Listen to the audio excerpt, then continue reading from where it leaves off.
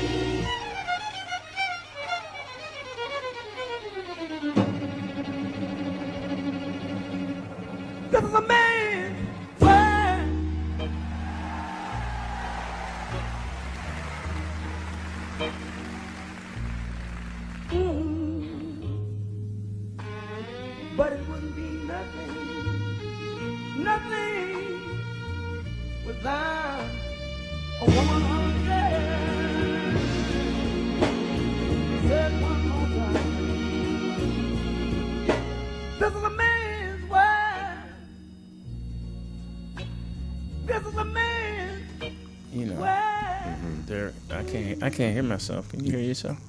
I can hear me. I can't hear me. Good. Hilarious. Oh, there you go. It was in the wrong hole.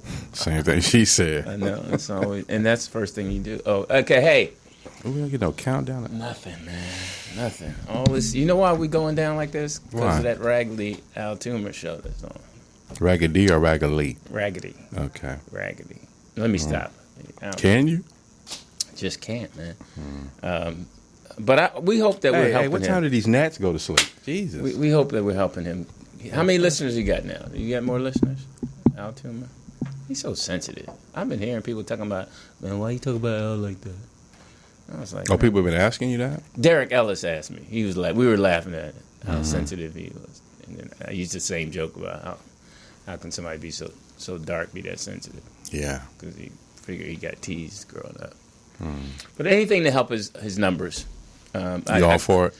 Well, I heard she told me behind closed doors that she was going to have to cancel it. No, the door was open. Yeah. I mean, he don't know. Let me stop. I'm Louis Dix. TDP. John Lemon is...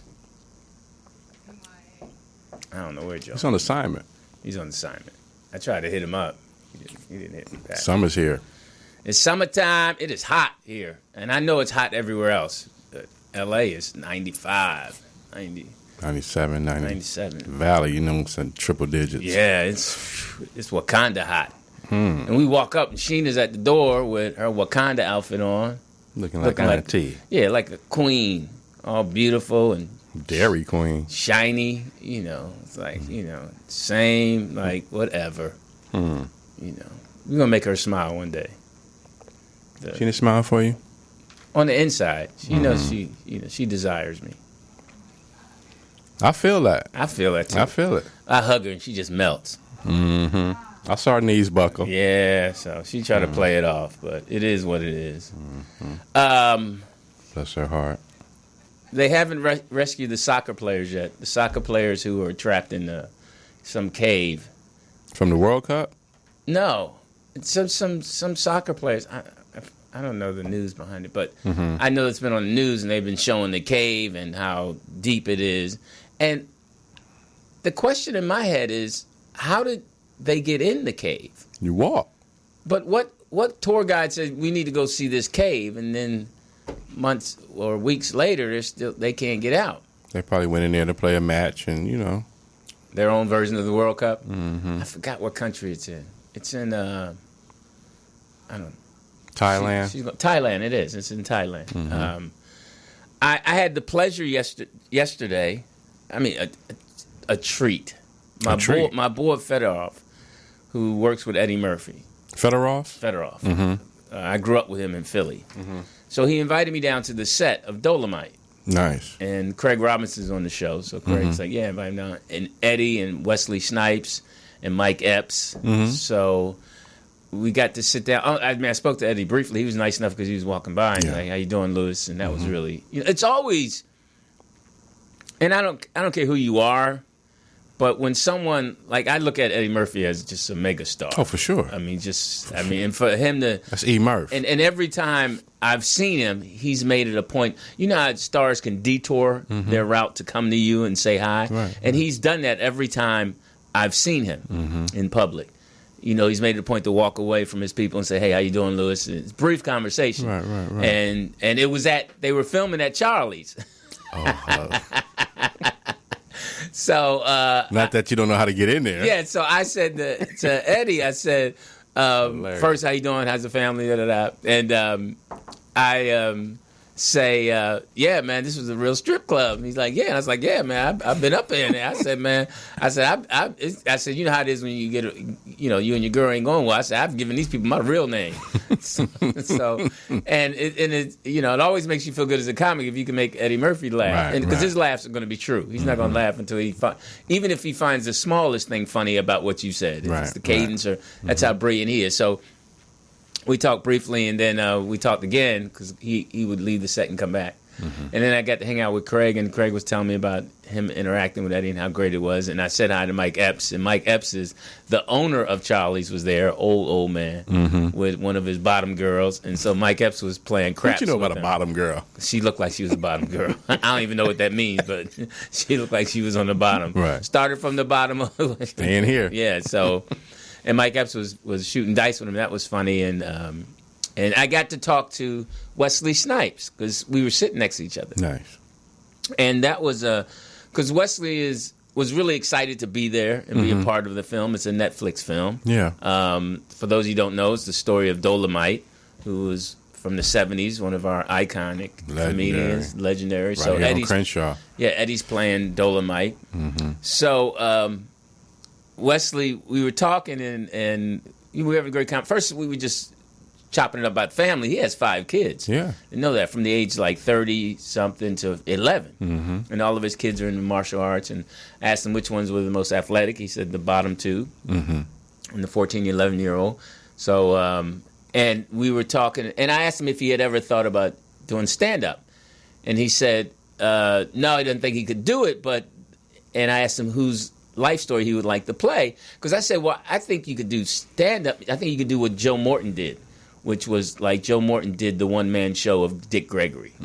I said that way. And then he said, if there's anyone he'd like to do, he said Nipsey Russell, which I thought was interesting. And I was like, yeah, I could see that. Nipsey was a legend. Yeah. And then after talking to him further, find out that Wesley was studying musical theater. Because he can sing. Yeah. He really wanted to do the James Brown story. He said that was one thing that if it got by him that he didn't get an opportunity that he really wanted, was to do the James Brown story. Right. He auditioned for the same role Eddie did in Dreamgirls. So that was interesting. But he said he did a lot of musical theater. That's how he started. And he would dance and all that because he grew up in New York. And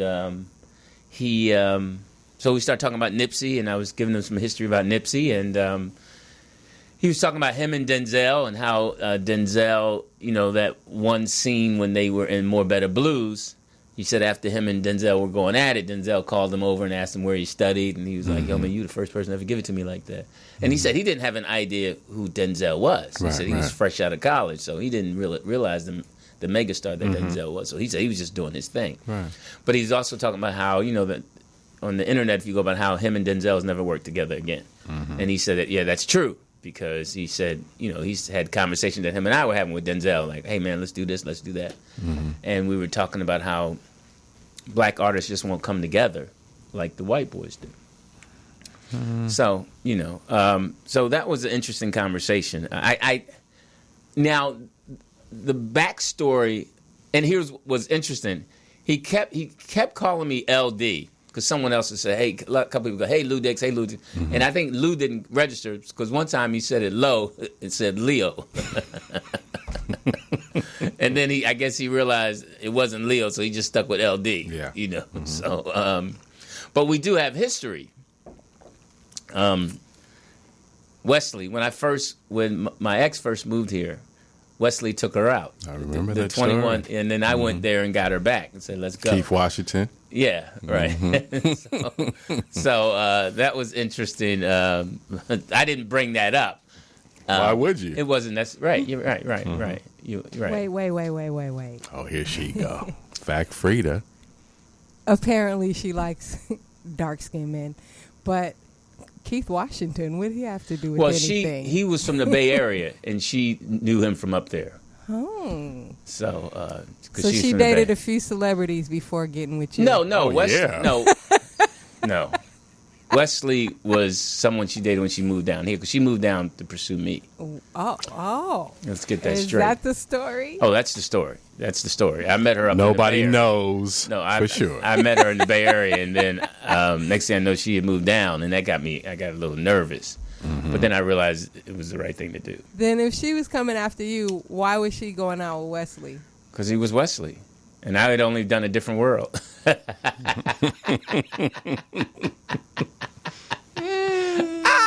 That's funny to me. So was the fact that she was going out with Wesley? Well, she only went out on one date. Made you step your game up? Yeah, she went out on one date, and then I found out that they were at the 21st Century Club, and I had just flown in. Century City. Is that the Century Club? Yes, it used to be called 21st Century. Yeah, and I just flew in from a gig, and Jeff hit me up and said, "Hey man, you girls at 21st Century we with Wesley." Mm-hmm. So I got in my car and drove over there and went up to the table and said, "Let's go."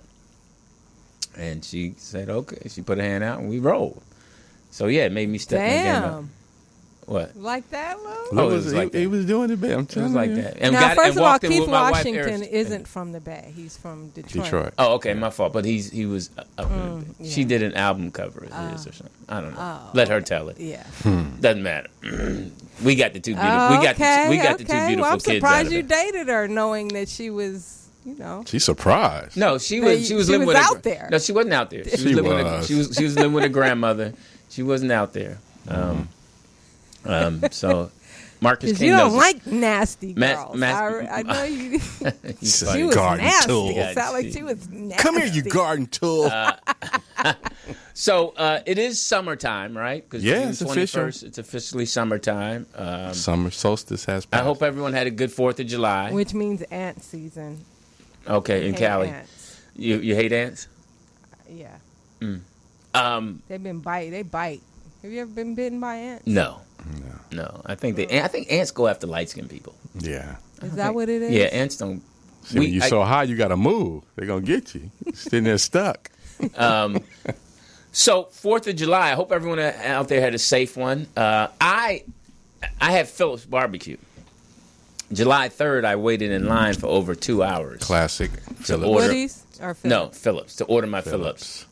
Mm-hmm. We passed by Woody's the day before, the 4th? On the 4th? 3rd. Or the 3rd, on the 3rd, and it was... around the block. Yeah. Mm-hmm. Phillips was long, too.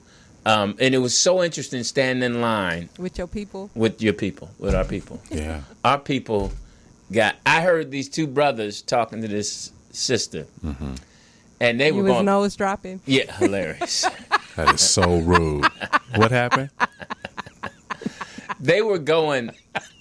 I mean, the conversation was so interesting. Get your nose off my shoulder. They were not liking each other. They were liking each other. And basically, my take was all the brothers wanted was her number. Mm-hmm. And eventually, they got her number. But they talked about God. They talked about everything. They talked about everything from the sun to the... I know. That's how you men do. You guys talk a real good one. You're supposed to. They were. And then I wanted to so bad to turn around and say, look, they just want your number, girl. And she wasn't the baddest girl out, she was just a girl in a short dress, But it was some people out there that you'd be like, you should not be in line this long, as big as you are. Really? But it was a guy out there playing music and a guy that was walking around talking about, I got CDs. The music was great. And until the guy started coming up to you talking with food in his mouth. Yeah. That part got me. But it was... Did you order Kool-Aid this time? No, Kool-Aid. That's Fred's. Oh. But I did drive. When I was on him, I bought some barbecue from me, Code 3, and then when I drove, I was going to her house. I stopped by Fred's, but it was, I don't know if it was, how sometimes it looks like it's open, and the gate is open, but nobody's back there. Yeah, you really can't tell if nobody's standing out. So I'm like, the 2 employees are back there doing it. He getting him some because it said now hiring. But I didn't get my Kool-Aid, but I had some grape juice. So. Mm-hmm. But Jeez. Oops. Public school phone. So that was a long line, but it was fun. Yeah, people don't like cooking no more. No, Get and it was packed. So you figure, and they ran out of small ends. I don't know what that is. Oh, that's the little, just like the rib tip, the tip part. She's my queen. Hey, queen. Oh, you brought her a snack. That is so. She's so loyal. She's so loyal. She heard your stomach growling way in there. You guys are stupid. So I hope everyone had a good 4th. So I just chilled and watched. It was a Blue Bloods marathon, and watched. Oh, I finally watched Love Is on OWN. The Mara Brock Akil series about her life and her husband's life. The one lady, she created Girlfriends, and I think she was part of. They're Mary both Jane. directors, right? Yeah, they're both producers, writers, directors, and I saw her Sunday at a game. Her son plays for a school. And we were playing too in the same tournament, and I went and teased her because on the show it had a guy doing the warm up, and I was like, "How you gonna hire him and not hire me?" And it was really funny watching somebody act doing warm up. Right. And she started laughing, but it was good. Really? I don't know what that is. I'm just checking. Checking for what? Code 3's trying hard. You gonna say that under your breath? On air. No, she looking. You saw my message. No. So what's up with the lady on the Empire State Building? She's still up there on the. I didn't. What happened? On the goddamn.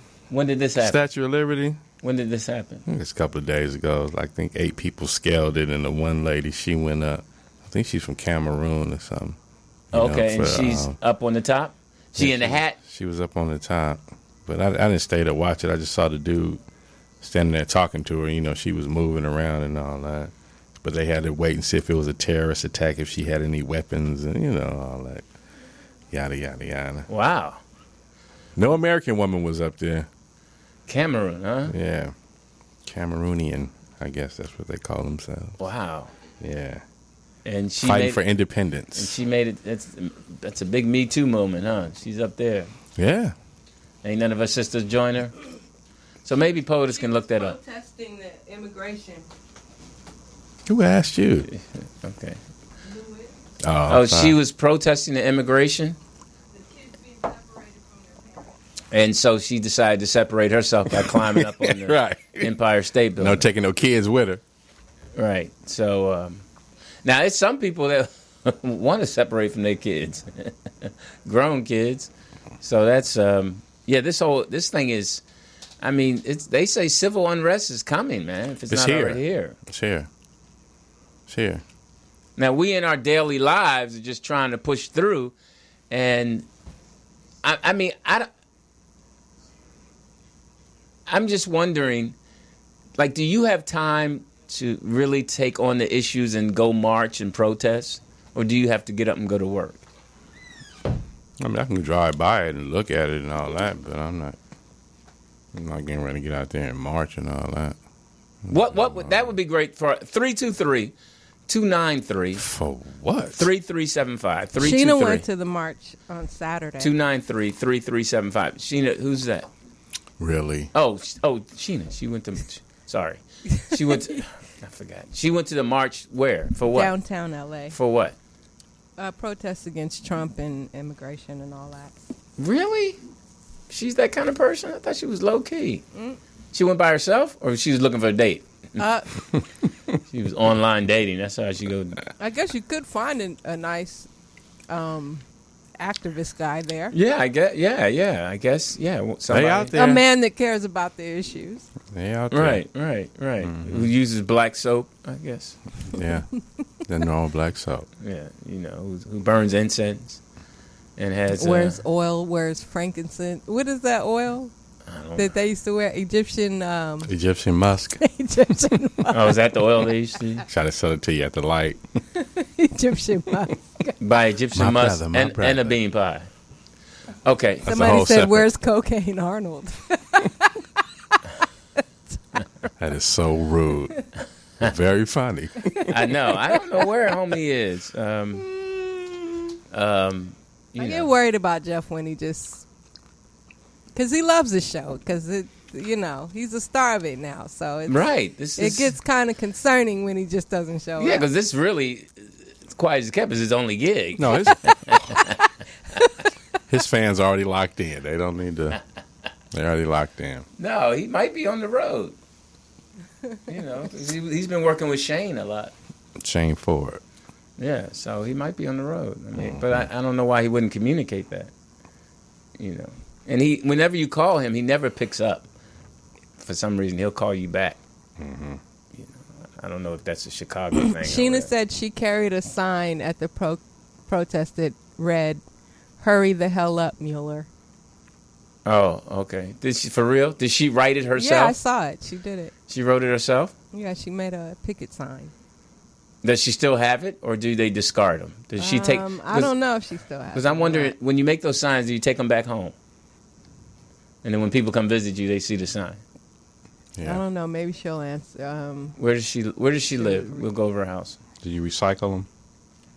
Guess you can always use that until Mueller comes out with Sheena. She's in the chat room, so she'll answer in a second. What do you mean? She's actually in there typing and stuff? Watching the show, yeah. So she can hear us? Mm-hmm. Oh, I didn't know that. I thought she was in the kitchen. Who let her out of the kitchen? Get back in there if you can hear me. Get back in there. I'm just kidding, Sheena. So rude, LB. I love you, Sheena. You all right with me? So rude. You're all right. So is the protesting working and all that? I don't know. The kids, my phone broke. I mean, the case kind of came off. Because they mad at Ivanka for wearing a shirt and a jacket. That jacket, that was a nice jacket. People are mad. It seems like people are just mad. Mm-hmm. Just mad at stuff. Mad. But what do you do about it? I guess you got to try to find some happiness. I mean, I was asking, is this Jeff calling back? Or is this Sheena? Caller. Hey, what's going on, fellas? Avon from Houston. Hey, Vaughn. What's up, H? How hot is it down there? Oh, man, it's 97 regularly around down here in the flooding, right? Isn't it flooding in Houston? That was yesterday. One thing we say about Houston is you just wait 30 minutes, the weather will change. Oh, wow. So how are you and the family? How was the 4th? Oh, man, I don't celebrate the 4th. I'm more of a Juneteenth person. I'm in Texas, so I don't celebrate the 4th of July because my ancestor wasn't free at the time. Mm-hmm. Oh, I feel you. Okay, well, June 19th to the 23rd. Did you eat barbecue at least? No, I don't participate at all, man. I do all that stuff on Juneteenth. We have a park down here called Emancipation Park. So we do the barbecue and the things of that nature on June 19th. So I don't celebrate it at all. They give us a day off or whatnot, which I wish they didn't. But, I stay at home with the kids and let them know what, this day really means and how it doesn't affect us as a whole, So you've told your kids that July 4th it shouldn't be celebrated the way Americans celebrate it? No, I told my kids that July 4th, their great-grandmother, their great-grandfather wasn't free at the time. Therefore, as your father, we don't celebrate it. Now, what they choose to do when they get older, that's up to them. But as far as me and my household, I prefer to tell my kids the truth about life. So for me, it's just something that I don't do. I don't knock anyone else who does it, but it's just not something I actively want to teach my children. That's right, A-Train. Good for you, That's man. right. Good for you. Now, what kind of work do you do? I'm in the banking industry, 18 years. So they gave you a mandatory day off, or we get all federal holidays off. Okay. So do you actually bake, or what do you do in the business? I work in loan operations. So if you come in, fill out a loan application or whatnot, it comes to me. I review the information or whatever. check out your DTI, loan to value, and things of that nature, and let the loan officer know if it's a risk that we're willing to take. What's the one thing that if you were to help brown people and black people understand before you walk into you that they should have together? Or in I don't order? think there's anything that we need to understand that anybody else doesn't need to understand. I mean, we all individuals. We all need good credit. We all need help, sometimes. So only things I would suggest, if you're trying to do a business, have a good business proposal. If you're trying to get a loan, have decent credit. If you're trying to buy a home, get it in a place in which you know that you can afford it, things of that nature. But I think that's advice for all, humanity, not necessarily brown people. Because of course we know we're redlining, the government steps in and say that we can't discriminate, but we live in this world, so that's obviously going to happen. Mm-hmm. Can you repair your credit? Yeah, anyone can repair their credit. You just call all three of the credit bureaus, get your credit report, see what's on it. If you go and say that, certain things on your credit isn't true or wasn't true or things of that nature, they have to investigate it. And once they investigate it, they have to go and change it, or they'll contact you, make some type of payment arrangement or things of that nature. But anyone can do that. Mm-hmm. Okay. So how many applications do you just laugh at? To be honest, man, it's a lot of them, but it's really not a laughing matter a lot of times, because what I notice in my industry is you'll have a lot of people who get loan approvals based on relationships as opposed to credit worthiness. So when this laughter is generally on the side of, I can't believe that this individual is approved for a loan with a 500 credit score because they know a certain individual within the bank as opposed to someone who has a 700 credit score, but, might have run into some financial issues at some point in life and they get turned down. So not laughing like ha-ha, but laughing like ironic. Mm-hmm. Yeah. So you find like more the European and the Asians, they get a better sway with the applications? Surprisingly, it's primarily the Asians, to be honest with you, mm-hmm. because they come in and get, business loans, buy properties, and open stores and laundromats, cleaners, and things of that nature. So generally, it'll be those individuals that get that leg up. Mm-hmm. But I did have a question. Lou alluded to something before it was cut off, and I just wanted to ask when he asked you, Peter, do you find yourself having time to go and protest? And I was kind of interested in where that line of questioning was going to go.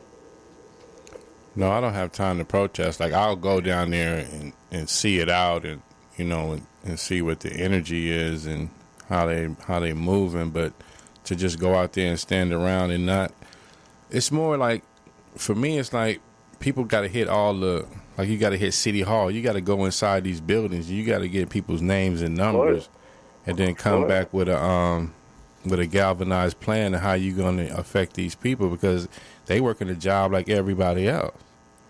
Right. And see, for me, when I was listening, I was going to ask Lewis the line of question, because there's a misnomer in our lexicon that somehow if you out protesting or standing up for justice, then you're not working or you don't have anything else to do. And I was just going to illustrate, I get 3.5 weeks off of vacation plus sick time. Mm-hmm. So if it's something that I choose to do, then I take one of those days or take 4 hours to go out and do those things, because we have to remember the bus boycott lasted almost 3 years before there was actual change. So if we all just sit around and say, well, we can't do nothing, or this ain't going to do this, or this ain't going to do that, then nothing will ever change. I agree with you. I take my children down to City Hall every Tuesday for the council meetings. I know my senators. I know my U.S. representatives. I know my House of Representatives.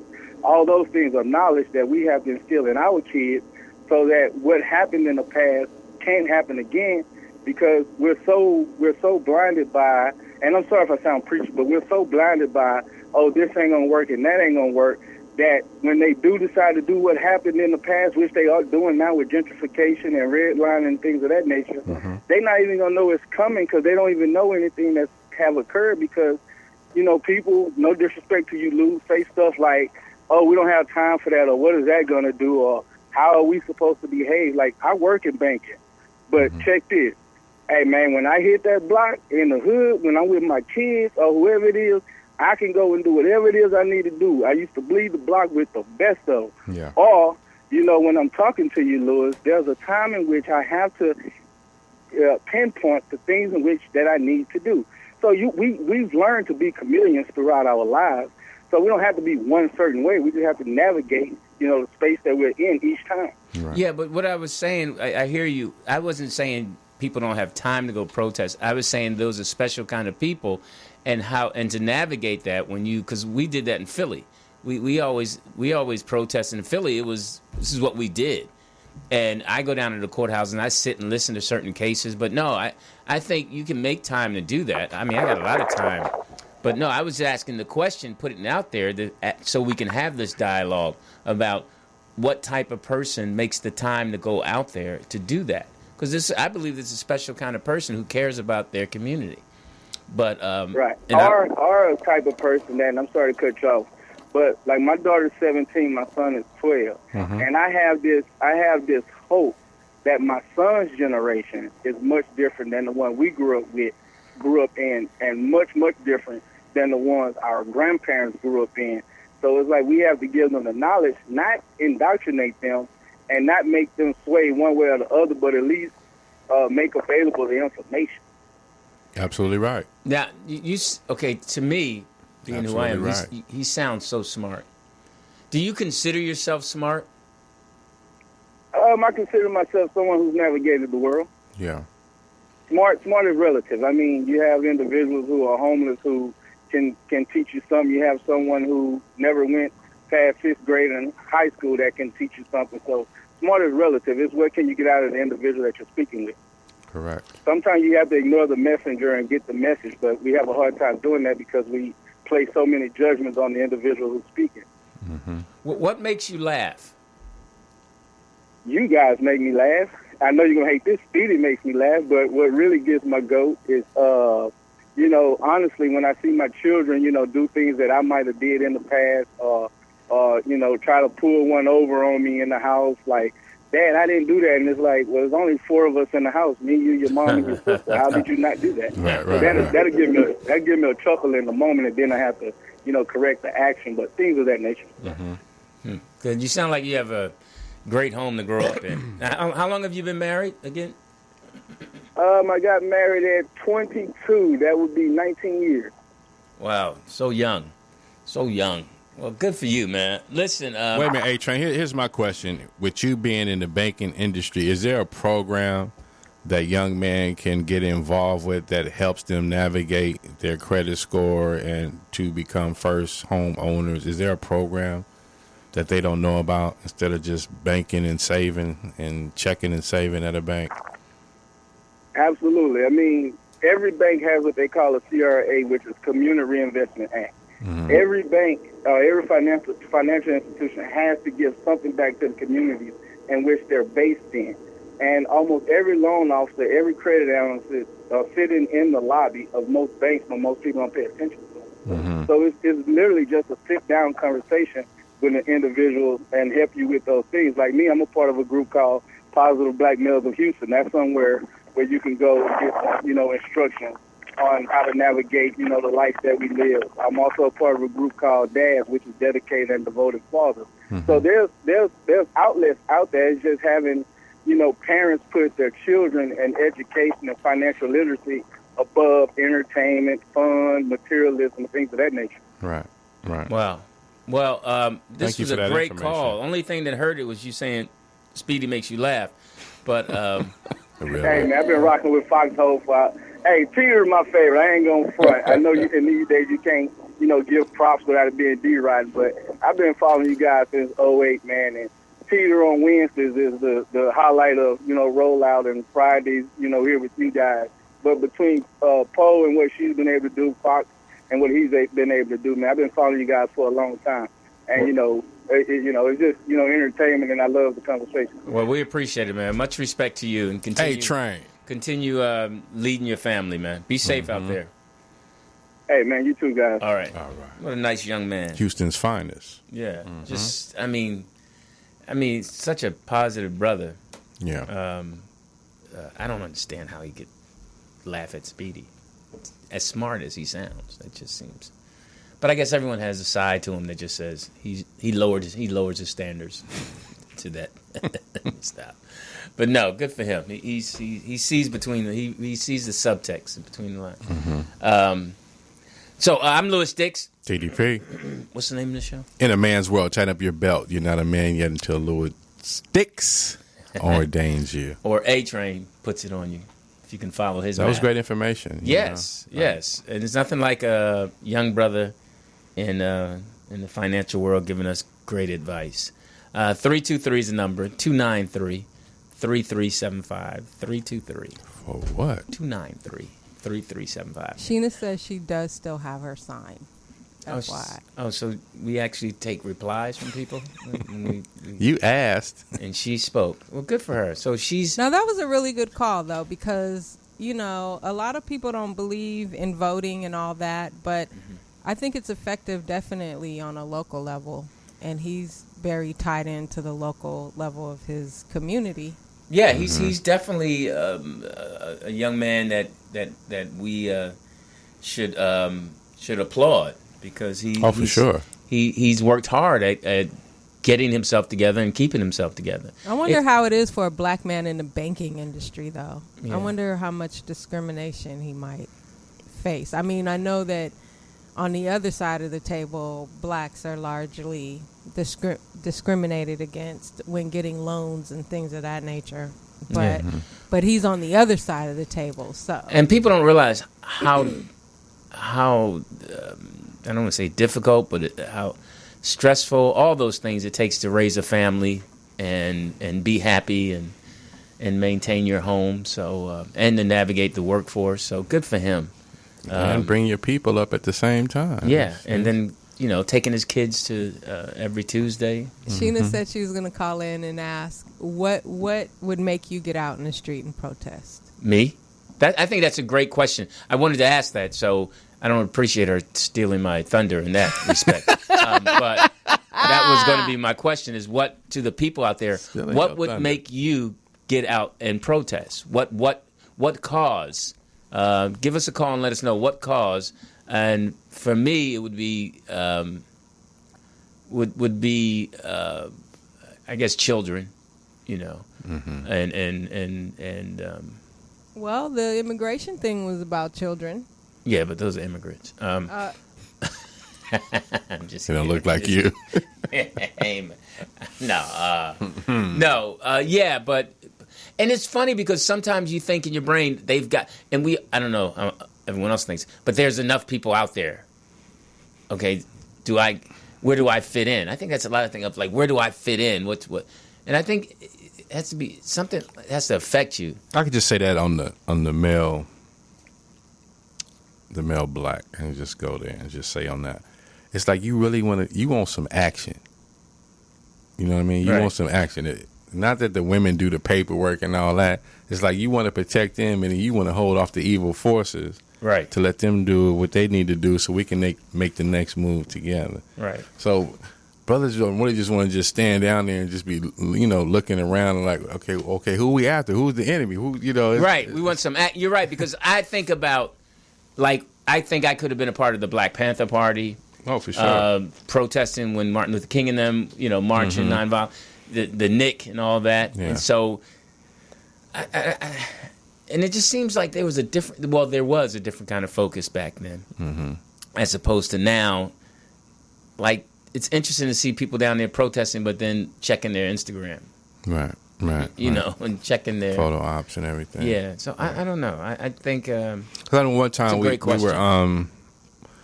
I can't remember the hospitals down on Alvarado and I think 6th Street, and they was having a carnival on the street that's across the street from the hospital. So, the father with the collar up there, and they was having a little raffle. So we was there. So we was in the back clowning. We was, they was calling the names, and people wasn't shut up. We was going 1, 2, 3 out of there.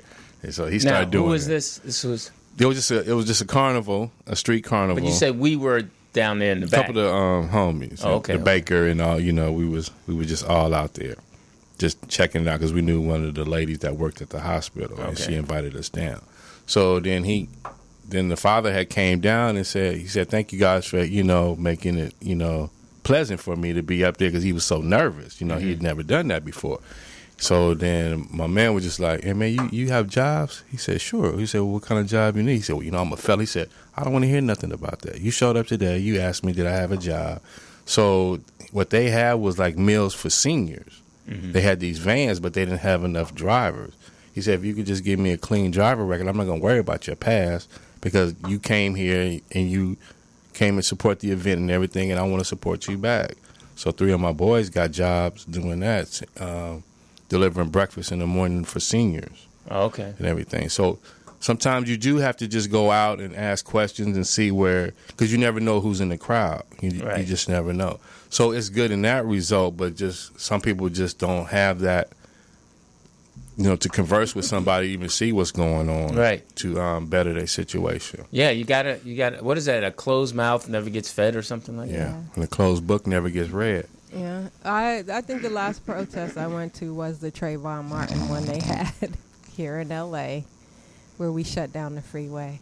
That was exciting. You was one of them? Yeah. Shut down the 101? Yeah. Hilarious. So you didn't get arrested, right? Nah. Shit, there's so many of us out there, they can't catch us all. Yeah. So you ran? No. Oh, okay. But Sheena, thank you for that, for stealing my question. I like Sheena. She all right. Yeah, me and actually the Lady of Rage we were together. We went out there, and her kids. Mm-hmm. Yeah. But see, now when you go downtown, they got the highway patrol, got all that blocked off now. But the thing was, people weren't walking up the entrance ramp. They were actually climbing up. Yeah, off the bridge. Off of the side of the road onto the highway. Mm-hmm. That shit was crazy. Yeah. Hey, man, people get passionate. They get passionate. I mean, you know. Yeah, I think lately most of our protests has been the police shootings. Right. So that's been a major thing. Our people have been protesting the past, well, I was going to say 10 years, but shit is way longer than that. Yeah, they've been shooting us for a while. Right. So it's summertime. Summer young people are excited. They're out of school. And they out of jail, too. Yeah, and some of them are getting jobs now and summer jobs, and parents are, you know, setting their kids up and having them fill out applications so they can make some summer money. Have you ever had a summer job? Yeah, I had. It wasn't just a summer job. I had an all year round job. I mean, I started working when I was 12. I was going to ask you, how young were you? 12 years old, working for Russell at Russell's store. Mm-hmm. And then at 16, I started working at the Holiday Inn. I guess that was my first job on paper, to where the government took taxes. It was at 16. I was a short order cook at the Holiday Inn, 4th and Arch Street. And my stepdad was a chef there, so he got me a job. And first thing I did was open up clams and oysters. Yeah, at the bar. Shucking. Yeah, I didn't know how to do it, and my stepdad worked with me all night. I was cutting my hands up, but I heard a lot of white-collar conversations. But you wear a glove, right? No. That was before people wore gloves. That was when you scratched and sniffed, and you know, and it was. And I never liked raw oysters or clams, but them people loved it. 4th and Arch, those white businessmen would come in there. I had a summer job, 12, L.A. Times in Santa Monica on 20th and Pico. We used to put the papers together, put the calendar and all that, and then put the string on it. A lot of ink on you, but really, 4 in the morning. 4 in the morning. Mm-hmm. Yeah, we were. I was grinding. And then I'd go to football practice and get to work, and then go home. And man, I was on the bus. I was grinding. I've been working for a long time. But always that pocket money was something else. Nothing like having pocket money. Did your parents tax you? No. I was able to buy things and help out. You know, I would bring shrimp voluntarily? home. Yeah, you had to bring something home. Now, if you worked, you had to bring something in the house. I brought a paper. Yeah, you had to bring something in the house. You brought a paper. You going, but they knew you. It's kind of like your people always knew your route, and they knew where you were going past. Pick up A, B, C, or D. Why? Because you going by there. Right. That was the only way you coming home. So stop by Booker's and get some shrimp. You know, enough for me and your daddy and your sister, and you felt good doing that. Right. You know, and your mother didn't have to go in her purse. That was always a big thing. If you can prevent your mother from having to go into her purse, and she always appreciated that. Yeah, my parents. Well, I lived with moms most of the time, and I got taxed, but it was cool. Yeah, it was the right thing to do. I mean, it wasn't even a thing of them asking They open for your it. mail, like if any mail comes to the house. Yeah, That's a federal offense. Yeah, anything that was in their house was theirs. Oh, wasn't no. You had to hide it. You had to put it away. And Was there restrictions on the refrigerator? No, because you put stuff in it. As long as her motto was, if you put something in it, you can take something out. But if you constantly just taking out, because you knew. At what age was that rule? Did that rule apply? Well, I was working at Russell's store, so I bought so food you had home. a job. Okay.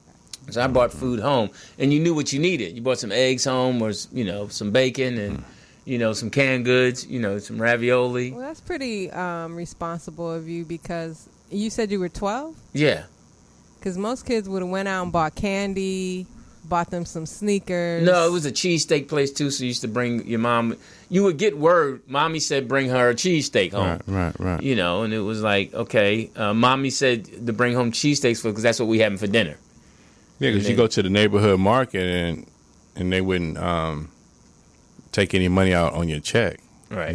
So you get all your money, get $1 worth of this and $1 worth of that. Yeah. So yeah, you were. It was just and some drink. Yeah, it was the thing you did, and then bring home 6-pack of this or pack of Pall Mall's regular for your mom. Did you have to have a note?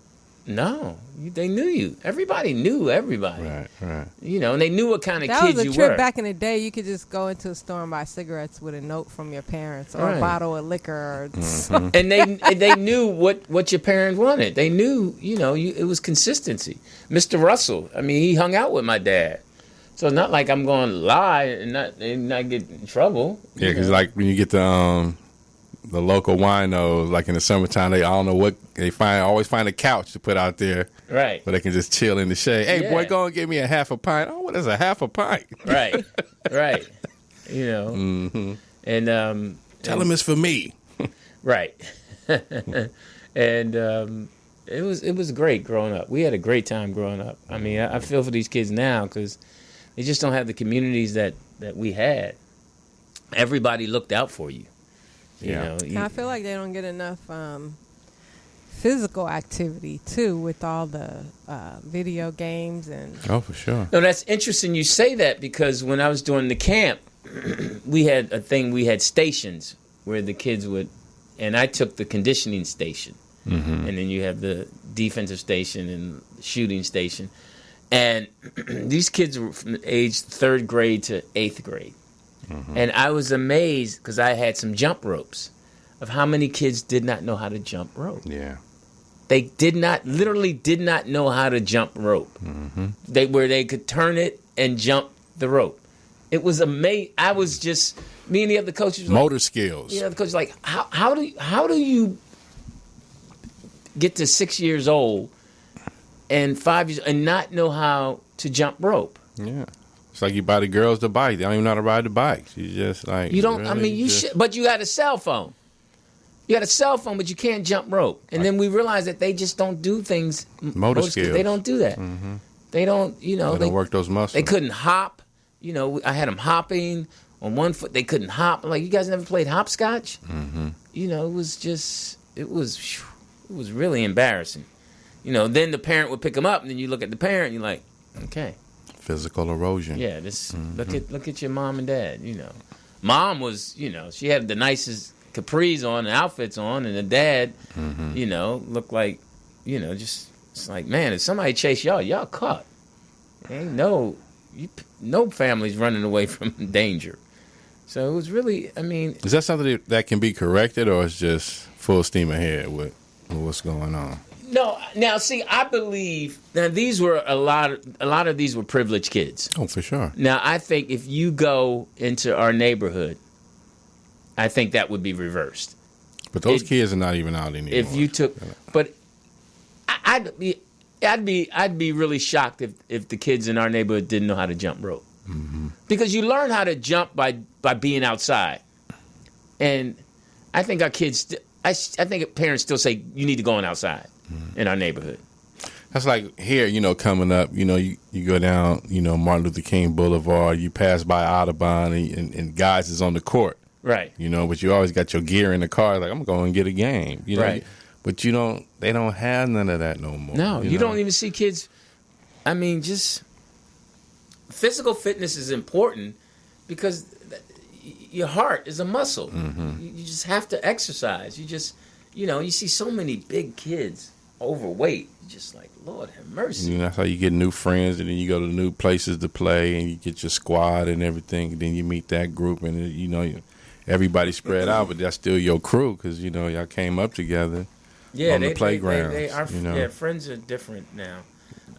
It's about who has the most expensive shoes and be his friend. Social media friends. Yeah. Wow. Yeah, because they're trying to actually make video game addiction some type of mental illness or addiction. Right. I heard that. Well, we'll have Sheena check on it.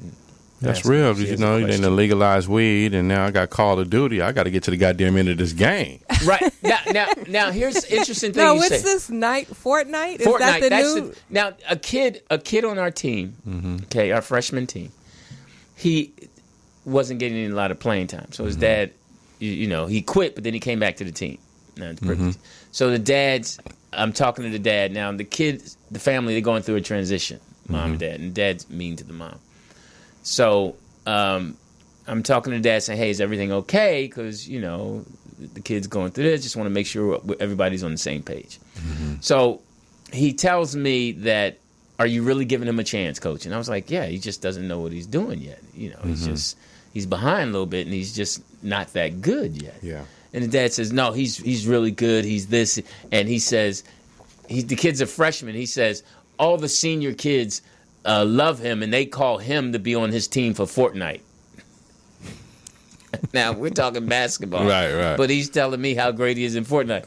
And I wanted to say so bad, well, when we put together a Fortnite team, he'll be starting. Mm-hmm. But right now in basketball, he's, the 14th or 15th person. It was just amazing that he used that as an analogy that the kid... Like, that's a real world. Like, Fortnite is big. They say, someone in the chat room says, Fortnite is evil. My AAU kids are done when we play early because they are all sleep deprived. Mm-hmm. Okay. Yeah. Now, what is Fortnite? I guess it's a video game. I don't know. I'm not a video game person. Of what? Of them fighting? If anyone knows what it is, can you let us know? Call in. 323-293-3375. What is Fortnite? I guess we can look it up, but everyone plays it, I guess.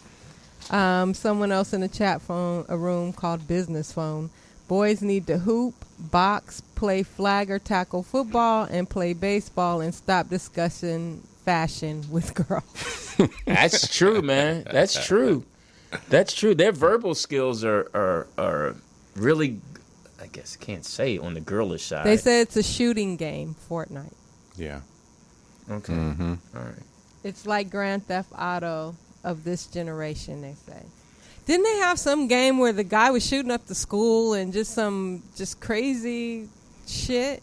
I don't know. Yeah, they got all kind of little cheat codes and stuff. They could open up different stuff and different characters and get different guns and all that type of stuff. So people play this, and I hear you can play against people from all over the world. Online, yeah. Joseph McVeigh says Speedy has an entire segment dedicated to fashion.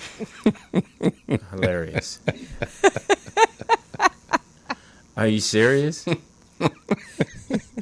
Teeter knows. He's over there. I know he got sneaker heads, but he don't do it the day I'm there. But okay. That's a segment. Looking at cute shoes. Are you serious? Wow. Okay. That's. Did you get a clearance from us to go over there on Wednesdays? Oh wow. Lou, you're funny. Well, weren't you? I heard you were on Zoe's show.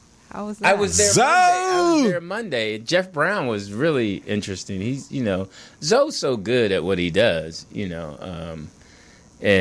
Zoe was the intelligent hoodlum. Yeah. He was, so I had fun. I was just did more listening. He invited me up. I was like, I don't like getting up. Mm-hmm. Yeah, that's my problem. I'm nocturnal. I gotta be. Still think you're a failure at Oh yeah, that doesn't change anything.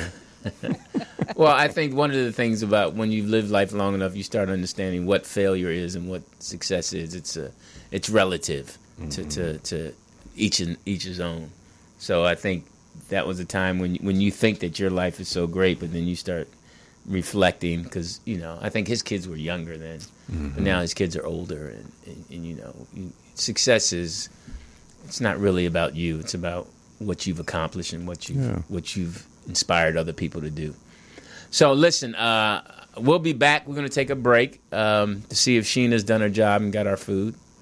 And speaking of our food, big shout out to Brooklyn Deli. They got the streets blocked off here on Crenshaw, right in front of their store. So if you're in the area, and it would be nice if the construction people would go over there and I hope that's what they're doing. I hope, because it is a wonderful sandwich shop. And that'd be good. Right in the heart of the construction. And that'd be good if the city made it a point to make sure those businesses. Yeah, well, I think they do have a program going on right now for the people who live along, but have businesses along the metro where they're building. They have, monies and programs and stuff like that to help business. So like A-Train was saying, so hopefully the banks have taken. I'm sorry, go ahead. Ain't this Mark Ridley Thomas's district?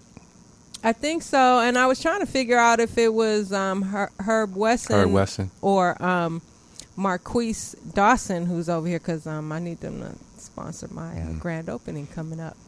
Good for you. We'll be right back. And shout out to Nate Holden as well. He's the OG. Man, I seen him at a restaurant one time in Marina Del Rey. Mm-hmm. He was all trying to flirt and shit. I said, nigga, you ought to be my grandpa. All right, we'll be right back. Have you been looking for something delicious and amazing to eat? Brooklyn Deli and Mini Market has just what you need to fill that appetite. Come on in. Try our signature hot and cold sandwiches made with Boar's Head quality meats, as well as our salads, smoothies, and special vegan items. Brooklyn Deli and Mini Market also offers premium catering for any event. Give us a call at 347-981-8408. We're a family-owned business located in the heart of Leimert Park community, 4308 Crenshaw Boulevard in Los Angeles. Follow us on Instagram, Facebook, and Twitter at Brooklyn Deli 14. And look us up on Yelp. See why we're rated 5 stars. Brooklyn Deli and Mini Market, where quality food meets excellent service.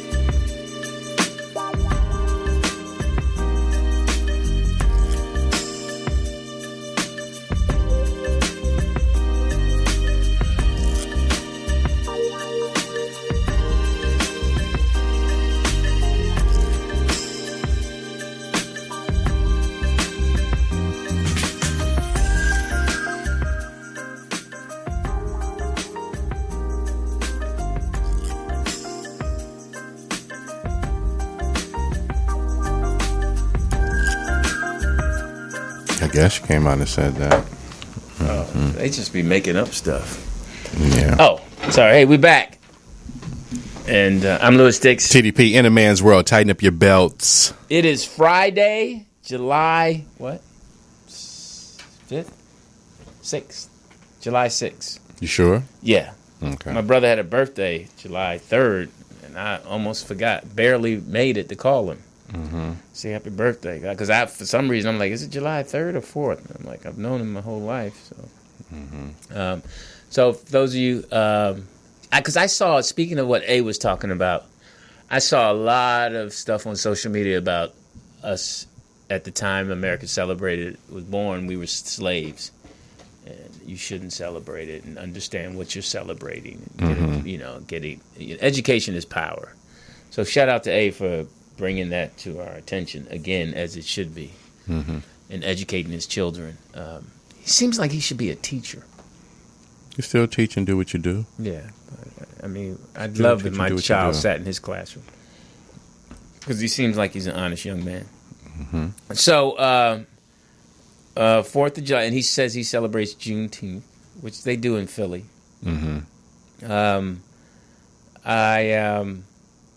Big news in L.A. I thought of you. You're a Laker fan, right? Till the wheels fall off. You guys have LeBron James. That was big news. We knew he was coming. I mean, it was just all over. I mean, it happened Sunday, right? And we were in the gym at the tournament, and all of a sudden, people started erupting.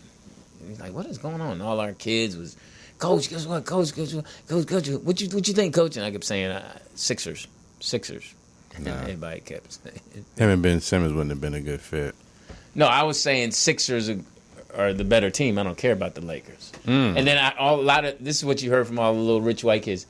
My dad has great seats, but I can't wait. I'm going to really go now. And I'm like, okay, and then I was driving here, and van after van is on the corner with LeBron James T-shirts and jerseys. Sure. Yeah. And one guy had a mannequin fully dressed in LeBron stuff. So LeBron's that guy, man. You know, he's a good dude. You know, good family. And now the thing with us at all the private schools, they're trying to figure out which school is his son going to go to. Sierra Canyon, or come to us. Or, it's interesting. That whole thing. And, interesting. Celebrities, kids in private schools. And they've earned the right. Because the game has a son that goes to Calabasas. Right. We beat up on him the other day. No game. He should change his name to Gameless. Spoken like a real coach. Hey, man, it's really, I mean, he's bad. It's just funny. You can't do anything if your son's not, but it's kind of like all the trainers and everyone, it's like your son should have some kind of game. Not it's all hard. the time. No? It just doesn't pan out like that all the time. You don't think that you could practice to get better? You can practice to get better, but, you know, some people just don't have it, especially if you're not in the city schools. You know, when you're in the city schools, that's when, you know, it's all the top talent, you know. So you go around, you play all the top talent out there. You and the girl. Hanging out with the pick and roll boys. The heavier sister from TMZ. Okay. The one that talks a lot, the black girl. Her son goes to TAF. Oh, hilarious. And we watched him play as a freshman. And I know the coach at TAF. And he was saying, my man just talks too much. He think he on TMZ. You know, and then she was in the hallway complaining out loud. He playing like garbage. I was like, who? My son, he playing like garbage. I was like, well, you shouldn't have sent him to TAF. He's getting to our school. Right. You know, but Derek's got a great program over there. And then I wanted to say, look, he a freshman on freshman. That tell you something right there. He ain't on JV as a freshman. He was kind of long. But I was like, and then I walked past him because I got his name. Say, man, you need to stop talking so much and work on your game. Right. He looked at me like, my mom's on TMZ. Don't make me call her. So that was pretty funny. Yeah, them kids is riding that way, you know. Yeah, it's that privilege is that entitlement can hurt you when you got to play the real game and you got to deal with life, especially sports and it'll bring the best out you and the worst. Yeah, Definitely shows who you really are, how hard you want to work. Football season's coming up. High schoolers, you're seeing a lot of. That's a beautiful time for me too. During this time, when you see a lot of the young boys walking home with their helmets and their pads, you know, and their full uniform after practice, and so it's you can see there's a dedication there, right? Because they got to practice in that heat, and that it's just you got to be a certain kind of young man. So you think they have the steroids and all these pills and stuff they taking and under control now at the high school level?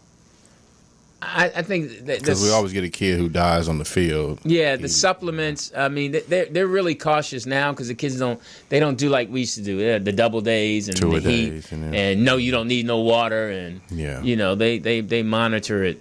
You know, how do we survive all that? These kids could not survive. I know. I mean, I remember we did. No, the ones days. who are athletes, they're gonna be all right. That's what they want to do. That's what they want. You got some kids out there who still doing it the old fashioned way. It's like, yeah, I get up, I go to the store, I get my little chips, and I get my little soda. I ain't eat no kale and all that. Yeah, the sugar athletes. Right. But the hydro athletes. It's amazing how gifted some kids are off of hot Cheetos and Capri Sun. Right. Can go a double days without. These kids have great meals and healthy meals, and they dropping like flies. They can't even run a sprint. Right. And I think that's genetics. It just goes to who we are. Yeah, we still, give them encouragement. You see them, like, throw the ball. They can go off for that. Damn, this motherfucker really throw the ball. Like, you better catch it. Right. You ain't coming to your game, you don't catch it. Yeah, it's something about, and Title IX, shout out to the young ladies who are playing sports and trying to, get away from the kitchen. But, don't ever leave the kitchen. There's enough room for everybody, Louis. It's just important that they learn how to cook. Guys, too. Yeah, guys got to learn how to cook. I can always tell when Lou is hungry because the only thing he can make is bacon and eggs. Philly scramble. Boy, be struggling. Dad. You haven't taught him how to cook? Yeah, he's been to cooking classes and all that. Just lazy. What? He's a foodie. He likes going out to eat. I was watching, what's that? Gordon Ramsay. Do you watch that? No, is that a cooking show? I do. I don't. They had an episode where they had the Brownstone Bistro. You remember RMC used to be there when we used to do Reach Around Radio. In the front.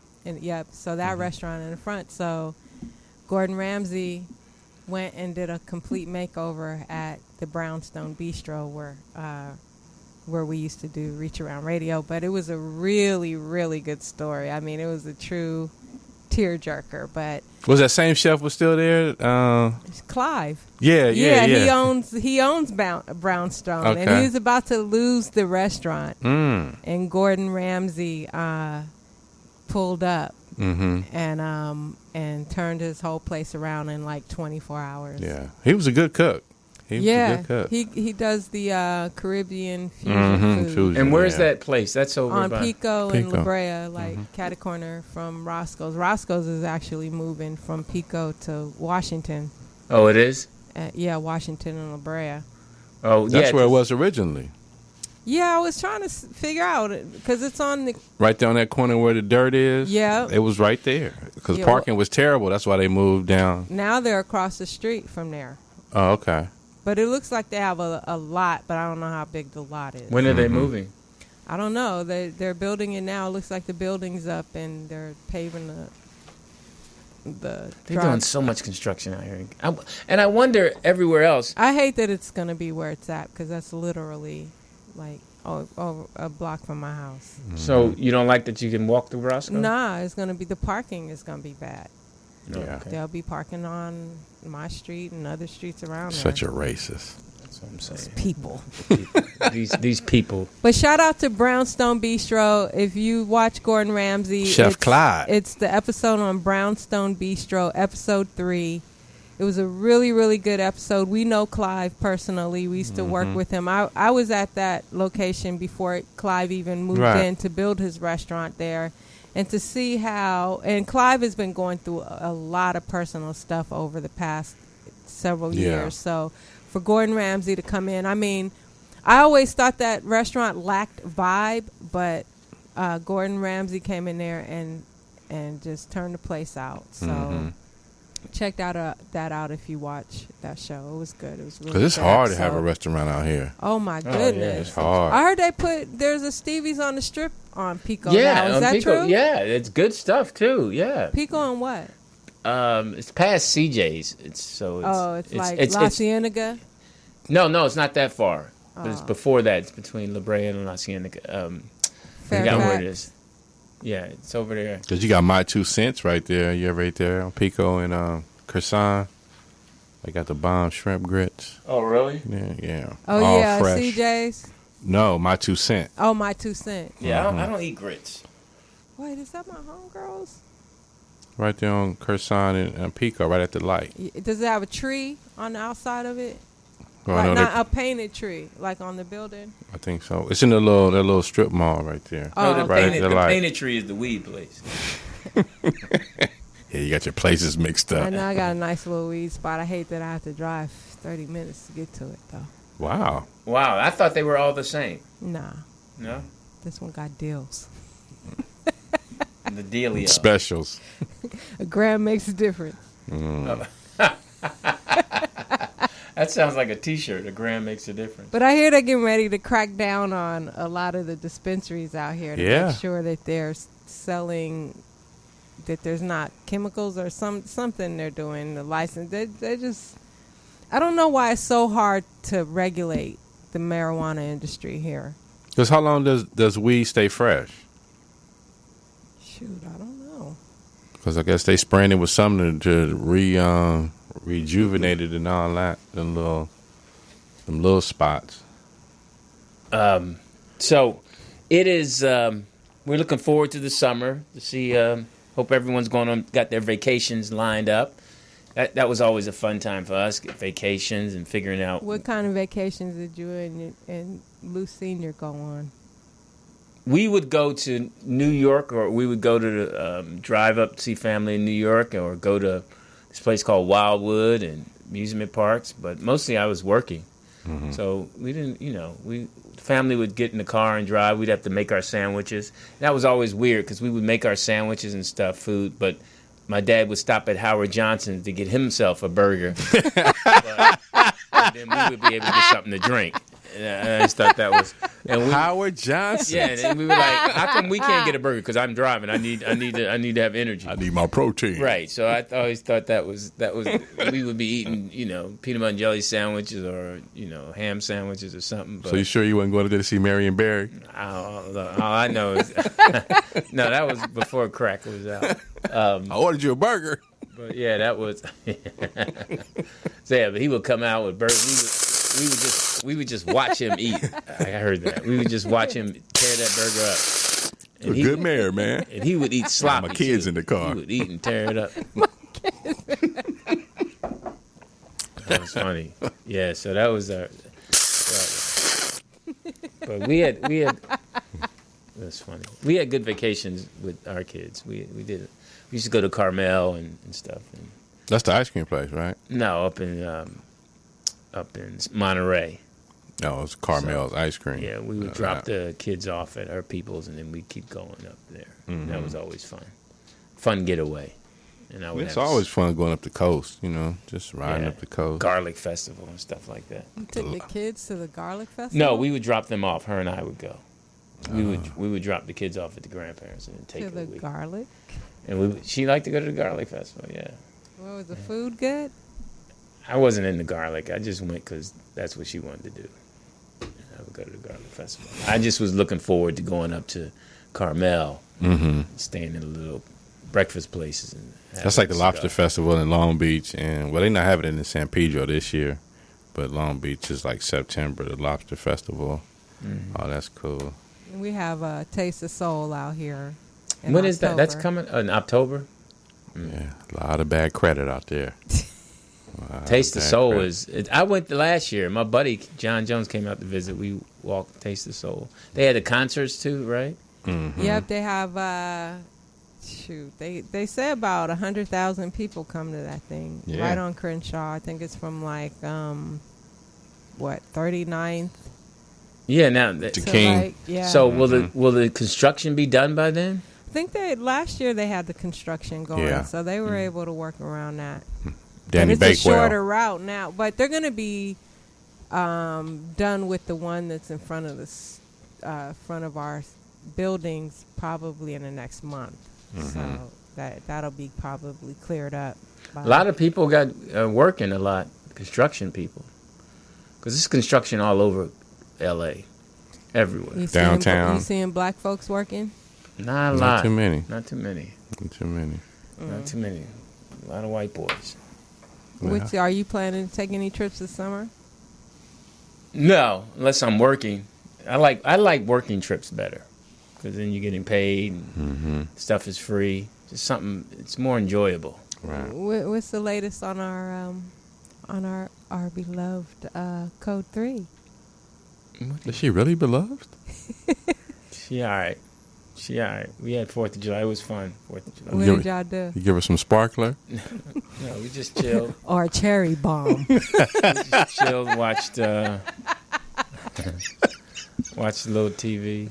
Look at the little fuse on that thing.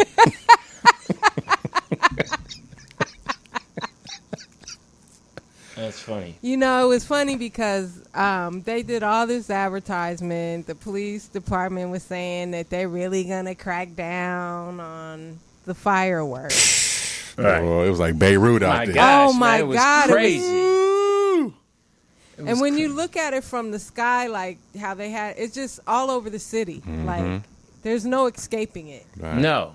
And in the hood, they do it before it even gets dark. They do it 3 or 4 days yeah. before. It's like their release. Even last night it was thunder out there. Right. It's just like, I mean, and it goes on and all night. Yeah. Was it going on where you live? You live in West Hollywood. No, I was. Lewis. Yeah, They only do sparklers out there. That's Oh, funny. put some water on it. Safety first. That's funny. Oh my God! You know what's crazy is I actually slept through the shit. What? What? I was able to sleep. I couldn't. That stuff was We just was out. I was up for the first part of it, but I dozed off. I didn't see any. I didn't actually go outside to look at the sky. Did you? See? We was already outside. Outside. You just hear just straight thunder out there. So you and Code 3 didn't go somewhere and watch No. any official fireworks? No, we were watching TV. We were watching Marathon. Queen Sugar. I was catching up on Queen Sugar and that show Love Is. And they had a Blue Bloods marathon going on. It's a good show, Blue Bloods. Yeah, so Tom Selleck. and So y'all just had Phillips and just chilled? yep. That sounds nice. So what did you have, ribs or? I had some baby backs, potato salad. She had chicken and rib tips and sliced beef. The sliced beef was good. Yeah. So I got Macaroni some. salad, potato salad. Yeah, I got some for us and then got some for Lou and left him at home. And I think he just sat around and he might have went out a couple times. You know. But No barbecues. no what? No, I didn't.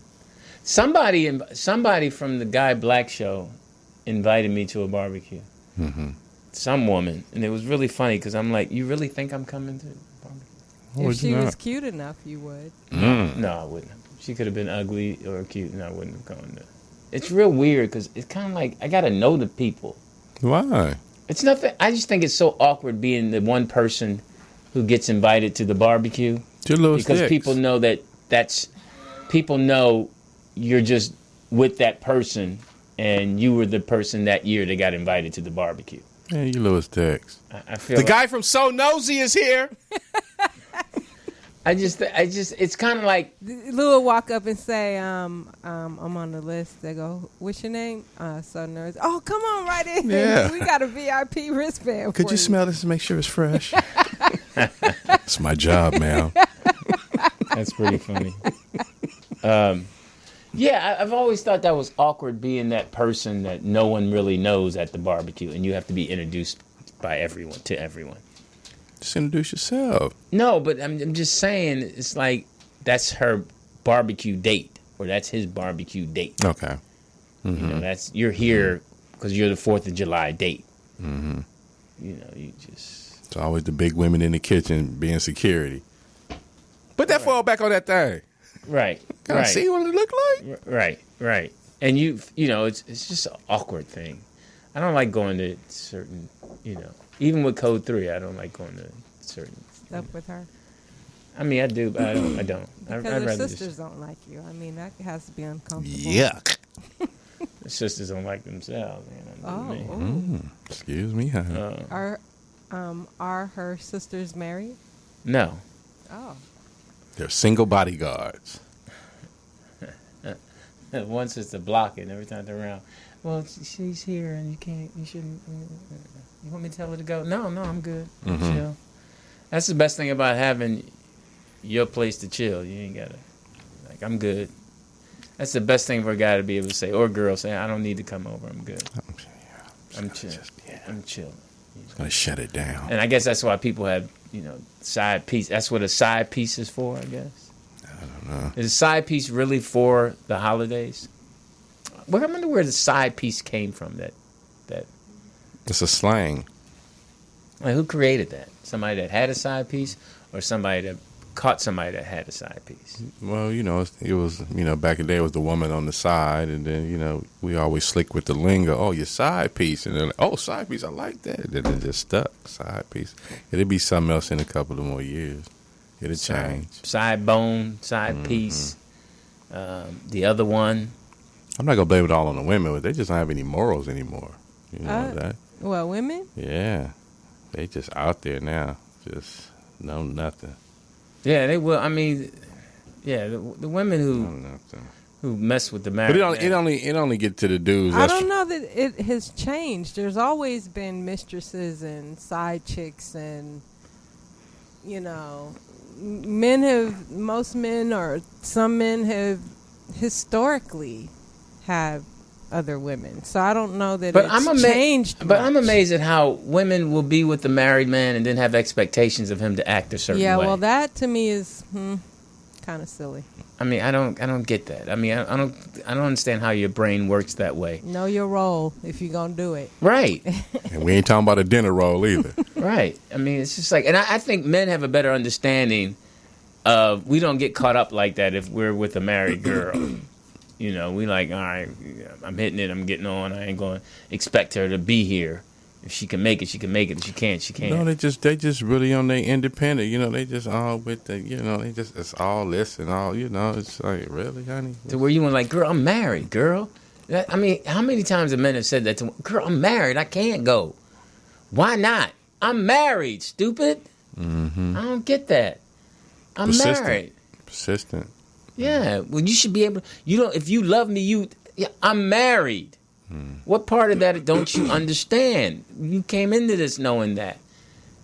It trips me out that some men go into situations knowing what the consequences could be, and they still do it. Right, but I'm married, like you said. Know your place. I don't know. They don't have a place anymore. I want what I want, and I want it now. That's a great line. They don't have a place anymore. And that's what you hope for your daughter, that she understands, that she finds a place that makes her happy. Mm-hmm. And it's not under some married man. That's just, you do what you do. People do what they do. But you're putting it on the side chick when the husband is the one that's married and made the commitment at the end of the day. Yeah, but she's making a choice too. But what I'm saying is that at the end of the day, he's the one that's married, not her. Right, but what I'm saying is that I totally understand and agree with you. But don't sit there and have expectations of him knowing he's married. Don't go outside of your lane. Well, hopefully, he laid down what it was in the beginning, because sometimes men, like I mentioned earlier in the show, will talk a good one just to get the woman. Yeah, but I'm saying once the woman knows he's married, okay, if you what if he's lying and me and my wife ain't doing well, I'm gonna divorce her and do all that stuff. But then you wait. He's still married. Like I know a person, and she was with a guy, and she thought that the guy was gonna. He told her he's gonna leave the wife and all that. And now he's talking about after he done got some that he not gonna leave her, right? Mm-hmm. And all that. I mean, right. So the woman goes crazy because she believes that. She should have more belief in herself. She was crazy before she went. Yes. Yep. She should have more belief in herself and realize that I'm not giving you none until you come straight. But I love coming straight. That is a beautiful thing. Think that, that's a beautiful and thing. And I say this, coming sideways is rough. It's rough. It's just coming too quickly. So passé. Oh, wow. Coming really, too quickly, but coming straight. Whoa. Okay, go ahead. What were you saying? I just think that men need to be more No, it's the women. Up front. It's the women. Everybody should be responsible for their own choices. Right, and women need to understand when they walk into a certain situation that it is what it is. Okay, and let me ask you this. trying to change it. Should another person Yep. be responsible for someone else's happiness? Nope. No, you got to be responsible for your own happiness. If you're not a happy person, you're just not a happy person. Yeah, that ain't got nothing to do with me. You gonna even if I'm not there or leave you or whatever, you still gonna be unhappy. It's nothing to do with me.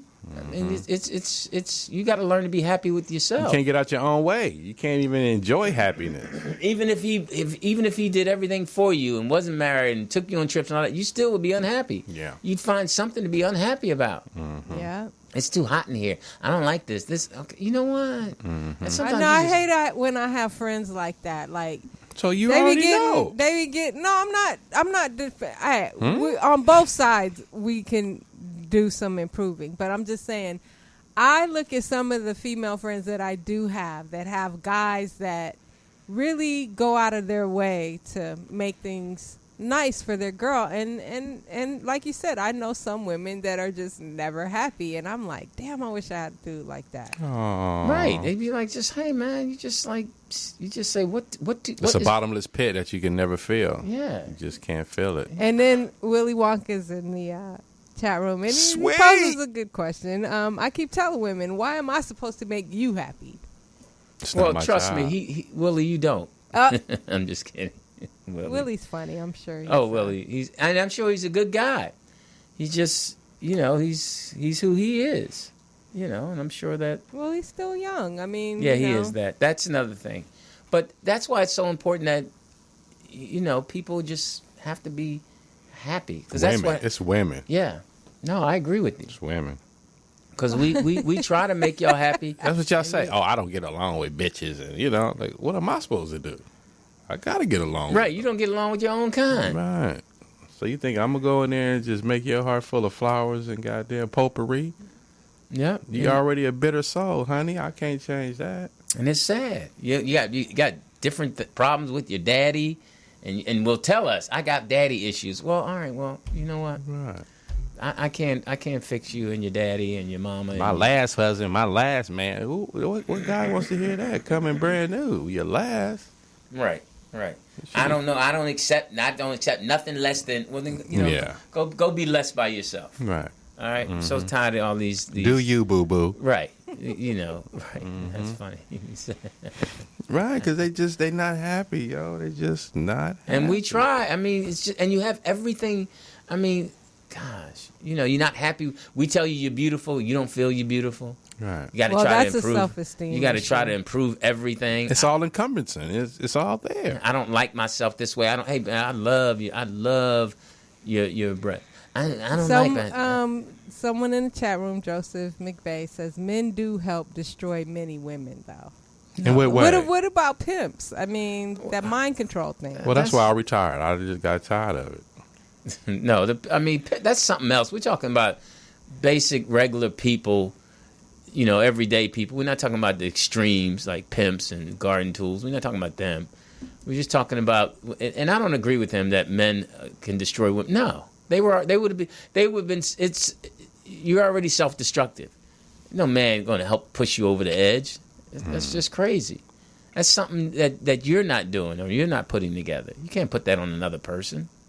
You were heading in that direction anyway. Right. I just helped you get there faster.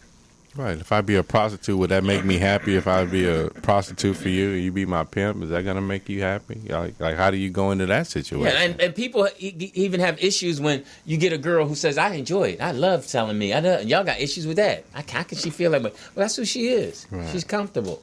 She knows who she is. She knows what she's selling. Mm-hmm. And people try to change that. Judging her. Y'all are something else. No, because even if you look at the simple if she's selling her sugar tail and she loves it, why y'all judging her? Look at somebody, no, I don't judge women that do that. You look at, people think Halle Berry, she's beautiful and she can't find someone that, it's her. But David Justice says I ain't gonna. Yeah. Hey, and we had Eric Benet on the show and he told us a thing or two. Yeah. Right. So But you get somebody like Lunel who's beautiful and happy. Allegedly. She crazy too, but that's the homie though, Like you get somebody like because they say that's like the most attractive thing really is confidence when someone Right, has right. male or female. Yeah, when they just know they happy, and they know that they're going to be happy with you or without you. Either way, I'm going to keep it moving, and I'm going to be happy. Like, that's the kind of person you can just be around. You know you're going to have fun. Some women Right. don't even know how to just let go and just let out. Can't take a joke or sensitive. QQQ in the studio said she was already a hoe. The pimp just proved it. Yeah. First round draft choice, honey. That's funny. That's funny. But yeah. Yeah. No, I just think that it seems these days that people give up on relationships too quick. They're out at the first sight of trouble or a challenge. Well, if you know what it's about, When a challenge is unwarranted, what? Yeah, if you know this is how this person is because they're reacting to stuff that you like, okay, this is tripping you out. Right. You know what? I can see what's down the line. Doesn't make any sense for me to go down there. That's who you are. You Right. just showed me. There's no reason for you to show me this because it's not warranted. You're just tripping. You're just tripping because I didn't pick up my phone. Right. All right. And Right, and then your imagination just goes everywhere. I don't know why he's not calling me back. But Yogi Fish says stress-free relationships are the best. Now, are there truly stress-free relationships? If you both have an idea what you want in life and you're pursuing it. If you Are dating on purpose? Does that What does that mean? Dating on meaning purpose? you're dating to build something together instead of just dating just to just have something to do?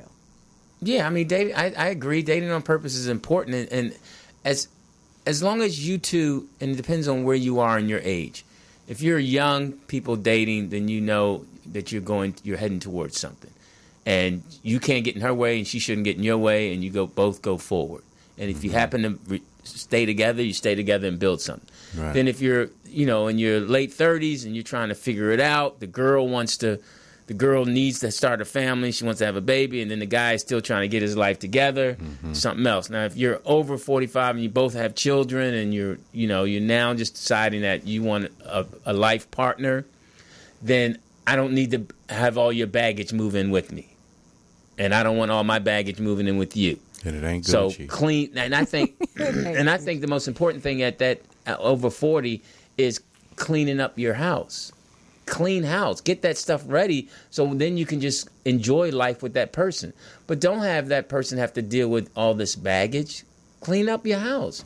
Just clean up your house before you try to build a house with someone else. That's tough, though. It's just, especially on women now. It's like it's so many women and less guys now, and they just like, I just need some attention. Well, Joseph McVeigh in the chat room says, yes, I have a stress-free marriage. Communication and respect relieve stress. He got to call in for us to verify that. We just Call in, Joseph, 323-293. can't just assume. We have questions for you. Yeah, like certain people, like C. McGee, he's created a stress-free. Aaron Gladman, and But there's still got to be like some challenges. No, I'm sure they somewhere. are. Yeah, I'm It's, sure I guess they how are. you deal with it. Yeah, But why they have to be made up challenges? Why they have to be, I know we should be doing something that will make us go back and forth. Why I agree does with that you, have that to whole be made there? up challenge. I mean, if there's a challenge like C might have a challenge to where his son's not doing well in school. Well, let me handle this so it doesn't affect, because it can affect your family if you allow him to keep doing bad in school.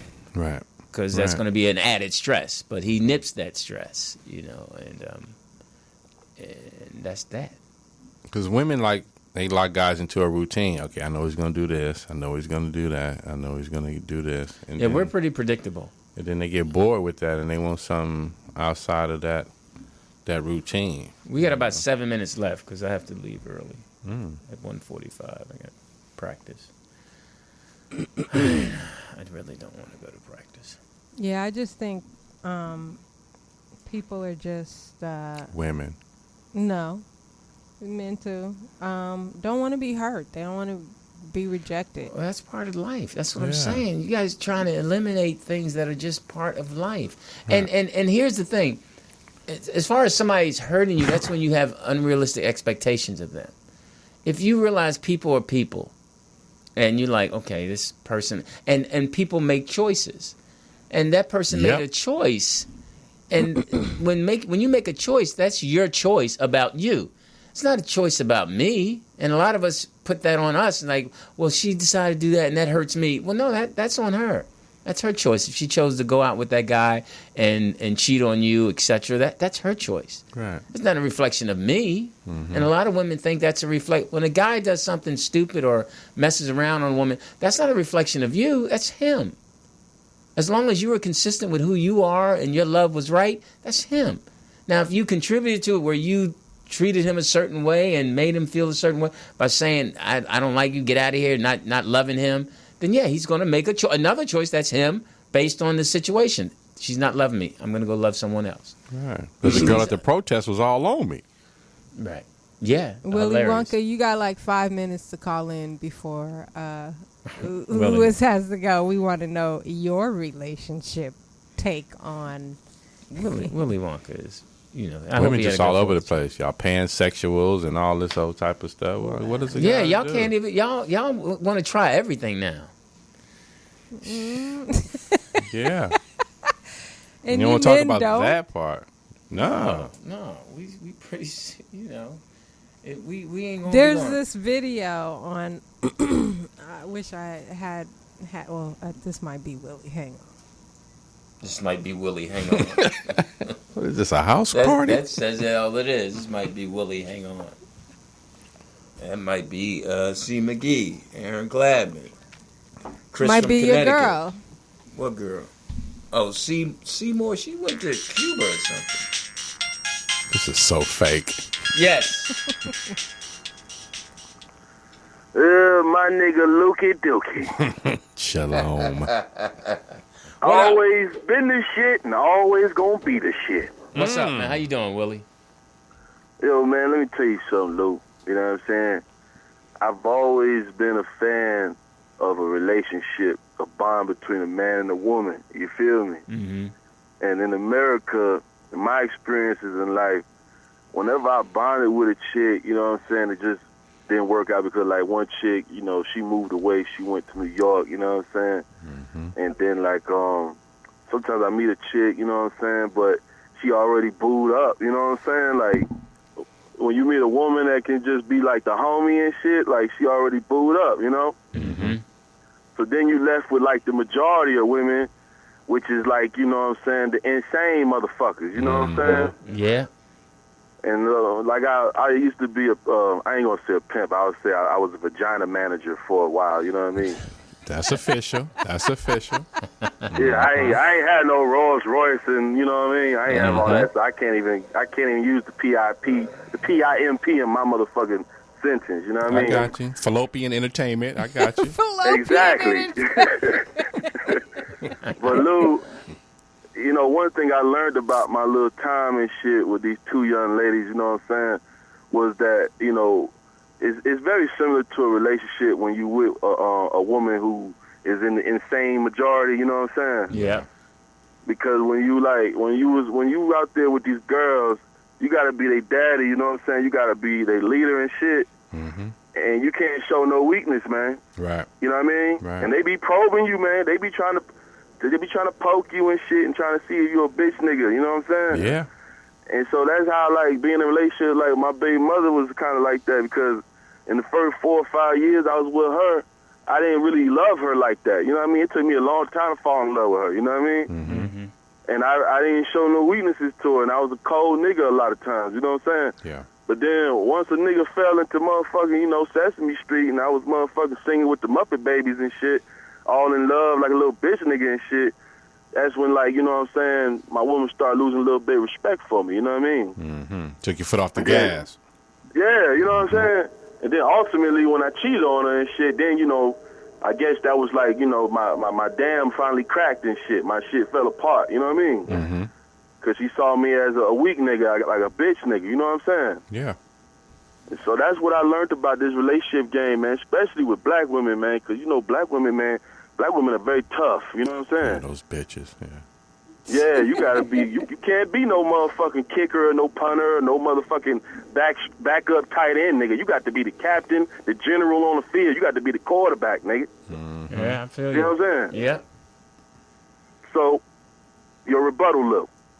No, I mean, it's weird, but I agree with you. That's gonna mess me up for the next week. But Lou, man, that thing about you and Code 3 though, I kind of thought about that shit when she motherfucking came back late and all that shit. Mm-hmm. Like, you know, I'm pretty sure, you know, Code 3 is a mature, grown woman and shit. You could be honest and upfront with her, you know what I'm saying? But, like, if that was, like, a relationship with, like, another type of young black woman and shit, you know what I'm saying?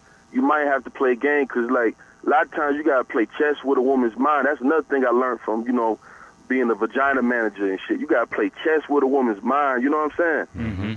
So with Code 3, you probably could have been, if she was another type of woman, you probably had to be, like, you know what I'm saying, kind of hard on her, but still receptive to her, you know what I mean? Yeah. So it's like she come back late and shit, and then you motherfucking say what you say, and if she got a problem with it, then you motherfucking shut her down and shit for a few days and shit, and give her your ass to kiss, and make her think about what she did till she come back ready to suck your dick and apologize with your babies in her mouth, you know what I mean? I told him that yesterday. Yeah. That same exact thing. Same exact thing. With your babies in his mouth. That's you gotta stop being a rescue Ronnie. Bro, sometimes you gotta play chess. Like, it just depends on the girl. Like, it's hard to talk about this shit because it really just depends on the female.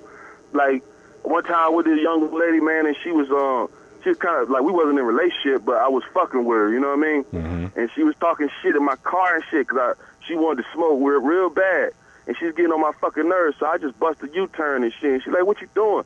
I'm like, "Taking you back to your crib and dropping your ass the fuck off and shit." You know what I mean? Right. Mm-hmm. And so I got her back to her crib, and she was still talking shit. And I'm like, "Look, man," I opened up my door and I told her, "Get the fuck out of my car." You know what I'm saying? Mm-hmm. You on timeout. You know what I mean? Right. And then after about 2 or 3 days or whatever and shit, she called me apologizing and shit. And she wanted to be all nice and motherfucking suck my dick and shit. You see what I'm saying? Yeah. Yeah. So it's like this the shit you dealing with as a man. Like you got to have some game in you as a man. You got to be a gentleman, but you got to also be kind of a street nigga. You got to motherfucking make money. You got to get your fucking hair cut. You got to keep your teeth white, nigga. Your shoes got to be fresh. Your clothes got to be nice and shit, nigga. You got to talk to her, bitch. You got to know what you're doing when you eat. You got to know how to cut your steak up, eat your salad with the right fork. Nigga, you got to be on point with a woman, nigga. You can't fuck around out here, boy. Yeah. All right. Did I just lose my mind for a minute? Yeah, you No, did. that was real spit. That was real spit. Hey, I hate to cut you off because you're making Yo, sense it's today. all good, man. TDP part. I'll let y'all later, man. All right, bro. Willie Sweet, Wonka Joe. Nothing like ending the call with Willie Sweet, who makes sense this week. We need to archive this. And that's still not enough. No, it's not. You forgot to take out the trash. What? Yeah, I'm telling Sheesh. you. Listen, thanks for listening, guys. We'll see y'all next week. We was coming up on the best 15 minutes of our lives. Right. Yeah, you're right. We might have to do the show at 9 next couple of weeks. I don't know. Let's do it tonight. All right, we'll be back tonight. Hell no. All right, we're out. Jeff, see you next talk week. to you later. Peace. Peace.